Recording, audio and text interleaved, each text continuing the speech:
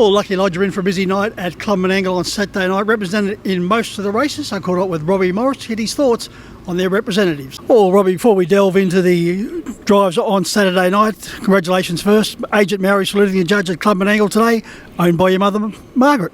Yeah, Margie May owns Agent Mary. She's I couldn't do half the things I do without my mother, and it's well documented. I'm pretty spoilt, but she likes little Mary, and she owns a few, and she enjoys the trotters. So it was really good. And Josh Gallagher continuing on his winning way. Yeah, no, Josh is he's going forward leaps and bounds. You know, he's ultra consistent these days, and horses really run for him, which I have from day dot. So I'm pretty proud that he's going the way he's. Celebrated his 20th birthday a week or so ago, but he still can't grow a mow like you can. Nah, he's I've got him covered on the mow situation. He says I cheated, but I didn't. I've just got a way better mow than him, and he can't hack it. But unfortunately, if he stuck his head out the window, I reckon it'd blow off. But he's doing his best. He said you started in June. Yeah, that's what he says. He started in January. That's the sad part. It'll be right by 2021. Exactly, it'll be right on point.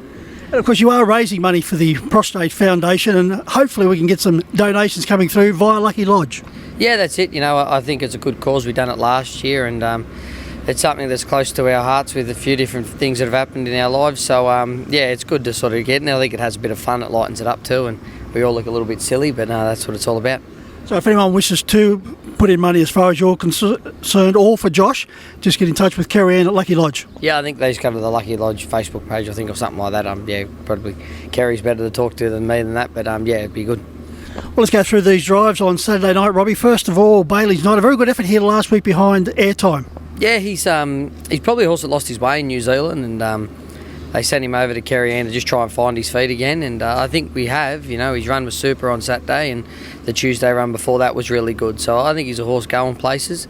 It's a little bit of a step up in grade, although he was really good last week. Him and Airtime cleared out, and they're both, I think last week they were both in the second division of the MO. This week they're in the stronger division, so it'll be a good little test for him, but I think he's a horse that's more than capable. Better two big Tricky's in the same race, but does have a tricky draw. Yeah, good play on words there. Tricky's been ultra consistent. He was a super second in his heat, then just got caught up in behind a bit of traffic there in the final of that MO last week, and he's not the type of horse you can stop and start on, so 2300 suits him, and he'll be hitting the line strong. Dares for Glory won 3 starts ago and probably hasn't had a luck since. Yeah, never really got out on last Saturday, which was unfortunate, but the horse is going really good, and I think he's a nice horse. He's proved that, so he just needs a good trip, but if he gets a good trip, he'll be riding as well. Well, we were having this conversation prior to Ball of Art going around later in the day. What can you tell us about this particular runner? Yeah, he's owned by Barry Purdon and his wife and a syndicate from over there, and they've sent him over to me and Kerry, Barry and his wife, and the whole stable there have been really good to us, supplying us with some really nice horses. They just think the system over here suits some of them a little bit better. Look, his work's been good. He's going into this run today drawn very ordinary and without a trial. But I think he'll be getting to the line strong. He's a big, strong horse.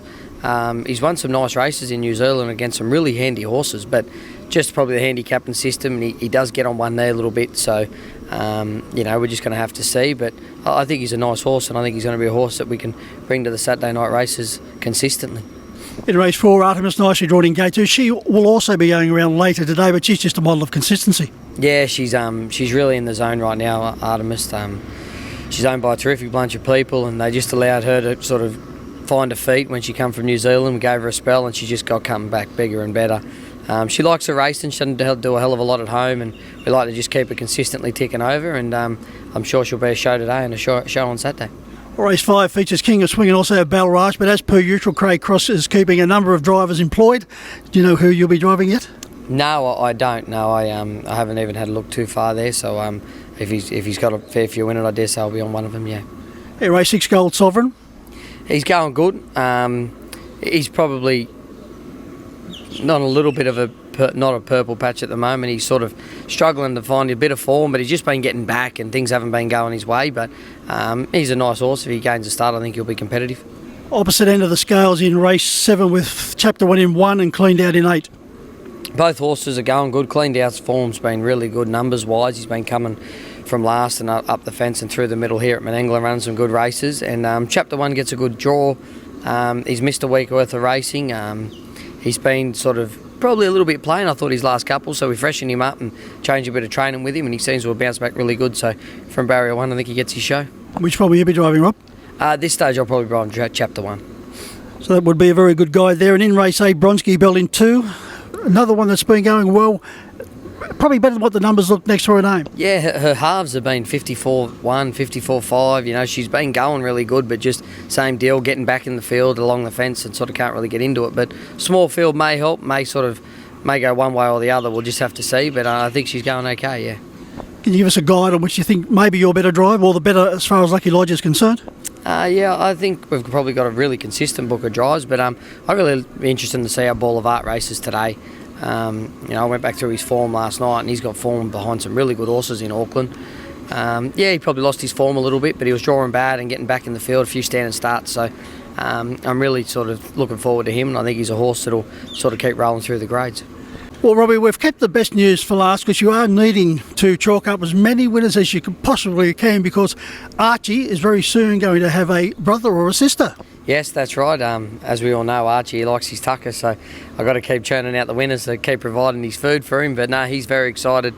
It's great for me and Kez. You know, we've sort of something that we've probably had to do eventually. Archie's 5 on tomorrow, actually, so he's 5 tomorrow, so he's ultra excited, and it'll be really exciting to welcome another little boy or a little girl into the family. We're not going to find out what it is. As long as it's healthy, we don't really mind. So it's very exciting news, and so we won't see Kez driving out there for a while, so we can all breathe a sigh of relief.